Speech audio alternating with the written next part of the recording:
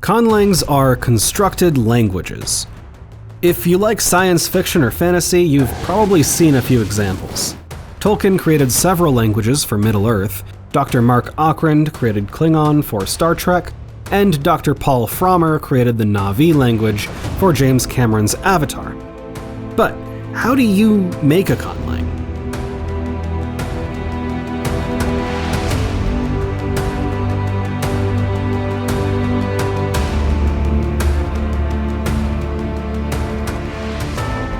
Creating your own language is a complicated task, but we've compiled some advice and resources to make getting started a bit easier.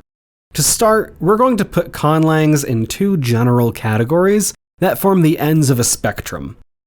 Comprehensive languages are what I'll call those fully realized conlangs, which you could study and speak as if it were no different than French or Spanish. Examples include the aforementioned Sindarin, Klingon, Na'vi, or Dothraki once the Game of Thrones series began on HBO. Naming languages are a collection of terms, a small sliver of a language. They often don't address grammar or syntax, but the best examples are consistent with their use of sounds. The main goal of a naming language is to provide some additional characterization and world building, like the ancient language in Aragon or Dothraki in A Song of Ice and Fire. Naming languages are the type of conlang we're going to talk about most in this video. Both types of conlang are great at accomplishing their goals. Naming languages set out to provide a feeling and reinforce the idea that the story takes place in a fleshed out world, whereas comprehensive languages want to immerse you completely. The one you choose to create should be the type of conlang that's right for your project. As I mentioned before, George R.R. Martin didn't need to create a comprehensive language for his books. He'd coined a few terms or phrases like Khalasar, and names for locations such as Vaes Dothrak. But beyond that, the language was pretty light. The original form of Dothraki was created so that we could get the gist of the language and its speakers, but nobody could really speak it until David J. Peterson got involved with the HBO series. He took what Martin had established and used it as a basis to create the rest of the language so that the actors could convincingly speak it on camera. Now, let's finally talk about how to create a naming language. One way to start is by figuring out the sounds you would like your language to have. There are a couple of ways to do this. One is to modify existing languages like English or Arabic and start adding or subtracting sounds, or combine existing languages by taking traits of both and mixing them. This is great if you're trying to suggest a fictional culture is analogous to a real one, but it can be a bit awkward at times, especially to the native speakers of the languages you're inspired by. Another method is referring to the International Phonetic Alphabet, the IPA, and use that as a basis to get the sounds you like. The IPA is basically a list of all the sounds people make. This is a bit more complicated, but by using this method, you'll have an easier time creating something unique.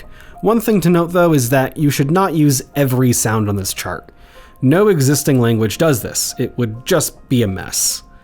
However, keep in mind that the IPA is a guide to all the sounds humans can make, so you may need to do some experimenting if you're writing for non-humans. Next, we need to create a lexicon, your list of words in the conlang. Think about your root words first. These are terms that you can't break down any further.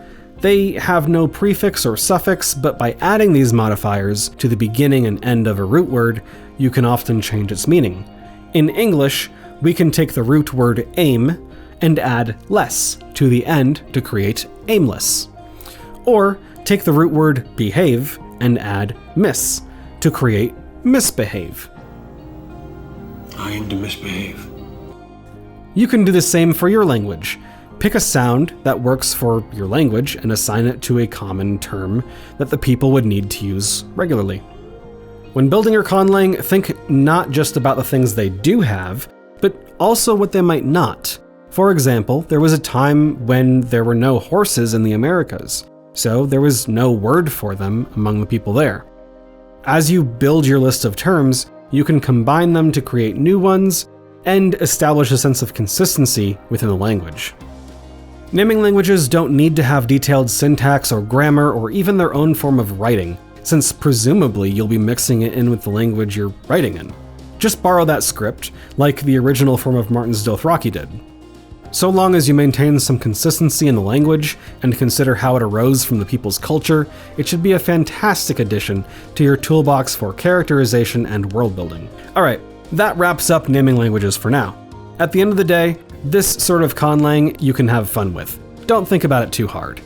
But also watch this outro where I suggest you should definitely think about it too hard. Consider your goals for the conlang. If you're making something to just pepper in a few key terms and phrases, you probably only need a naming language. If you're writing something for film or just creating a massive setting, it probably makes more sense to create a comprehensive language. For naming languages, focus on some key sounds you like as well as the root words which mean the most to that culture. Most importantly, make sure you have some consistency in your lexicon and in how you make new words, or reasons for the exceptions, like if the word was borrowed from another language. The best way to create something new is to first learn about existing examples, and language is no different. You don't have to be a linguist to create a good conlang, especially not a naming language, but it's a good idea to brush up on basic linguistics and anthropology studies. I've included some links to resources that I found during the course of writing this script in the description.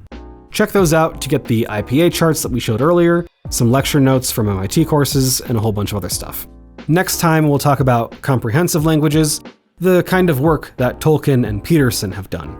So keep an eye out for that, and thanks for watching.